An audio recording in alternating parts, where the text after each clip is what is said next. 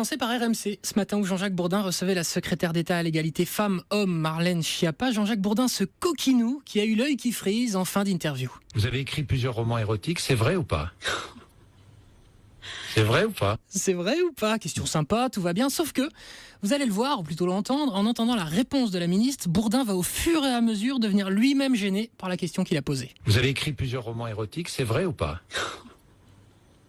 C'est vrai ou pas ? À ce sujet, ce que je peux vous dire, c'est mais pas, quelle importance ? C'est pas. Alors, si c'est pourquoi pas pas important, pourquoi vous me posez la mais question ? parce Pourquoi ? que, Et alors, si pourquoi ne c'était pas vrai, dire- qu'est-ce que ça vous fait, Jean-Jacques Bourdin ? Mais rien du tout, moi. Mais si ça vous fait rien, pourquoi vous me posez la parce question ? que Rougissez un peu autant quand même. être transparent. Oui, bien sûr, question transparente, bien sûr. Bien vu. Mais le plus dingue, c'est pas ça, c'est les conséquences de ces nouvelles érotiques. Écoutez, Marlène Schiappa, on vit une époque formidable. Moi, ce que je déplore, c'est que dans ce débat, et quand on a dit peut-être qu'elle a écrit des livres érotiques, Mais il y a et un alors journal de droite, Jean-Jacques Bourdin, qui m'a traité de reine des salopes, qui a titré sur moi la reine des Mais salopes. Alors, j'ai vérifié quoi ? Un site d'info de droite qui aurait titré Reine des salopes, ça paraît bien sûr trop gros. Dingue. Eh bien si, bien sûr, Ah bon c'est le journal Atlantico à qui l'on doit ça en date du 9 juillet dernier. C'est frais. Reine des salopes, c'est frais. Bravo les gars, bravo les champions. Et d'ailleurs, les femmes, quand elles ne sont pas des reines des salopes, ont-elles encore le droit de réclamer l'égalité homme-femme ? Bah non, pas vraiment pour le philosophe Alain Finkielkraut ce matin sur France Inter. Pour lui, les féministes qui continuent de réclamer plus d'égalité sont... Bah écoutez. Certaines féministes continuent, comme si de rien n'était, à dénoncer la perpétuation, voire l'aggravation de la domination masculine. Ces mauvaises joueuses d'un nouveau type ne reconnaissent pas leur victoire. C'est cela qui m'agace un tout petit peu. Ces mauvaises joueuses qui font comme si l'égalité n'était pas encore gagnée. Il a raison, Finky, on sait tous aujourd'hui que ça y est, les femmes gagnent le même salaire que les hommes, qu'elles font autant le ménage que nous, hein. Sophie, vous êtes d'accord ? Et qu'elles ne sont plus du tout victimes de violences, harcèlement et autres frotteurs. Il a raison, Finky, qu'est-ce qu'elle demande encore ? Celle-là. Il se trouve que les anges de la Terre et des réalités ont suivi cette interview ce matin en direct. Certainement, oui. Il découvre ses propos et le tout a été filmé par Énergie 12. Certaines féministes continuent, comme si de rien n'était, Qu'est-ce qu'il dit ? Traduction ? à dénoncer la perpétuation Oui, mais c'est une blague. de la domination masculine. Bon, au début, j'y crois pas trop. Ces mauvaises joueuses d'un nouveau type On finit par comprendre que vraiment c'est vrai en fait. ne reconnaissent pas leur victoire. La honte, j'ai honte. C'est cela qui m'agace un tout petit peu. C'est la pire escroquerie de toute ma vie. Voilà, merci aux anges de la Terre et réalité pour ces avis toujours très pertinents. Alors, vous vous êtes coltiné par ailleurs tous les interviews politiques du jour. Vous avez passé une bonne journée. Ah, c'est très sympa, ça divertit, ça détend, ça met de bonne humeur. Surtout que je commence par le porte-parole du gouvernement Christophe Castaner sur RTL.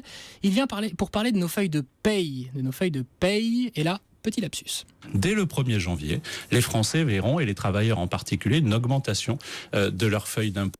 Les feuilles d'impôt, feuilles de paye, c'est pas pareil. Moi, forcément, ça me sape le moral. Donc, je passe sur Public Sénat. C'est le député de la France Insoumise, Alexis Corbière, qui est là.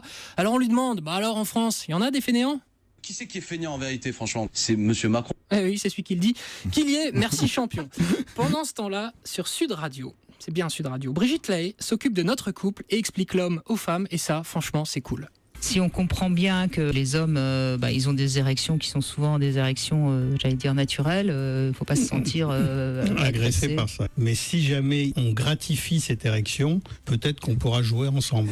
Gratifier une érection. Sur Sud Radio pour jouer ensemble.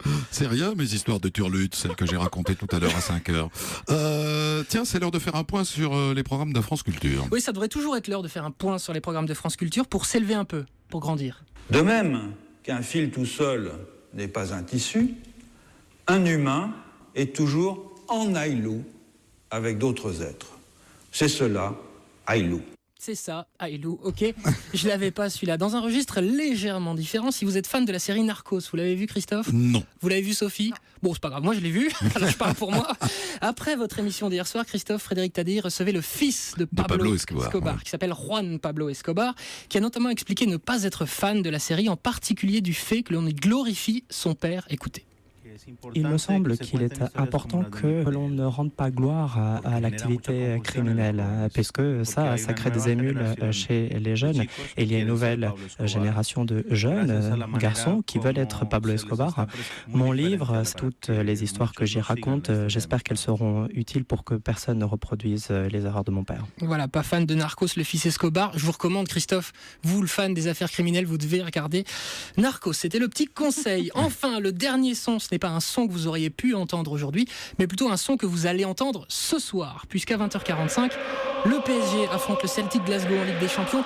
Pas forcément le club du siècle, mais en revanche un stade, le Celtic Park, exceptionnel, avec des supporters réputés comme les plus géniaux d'Europe, en particulier quand ils vont entonner ça, You Will Never Walk Alone, avant le coup d'envoi, frisson garanti.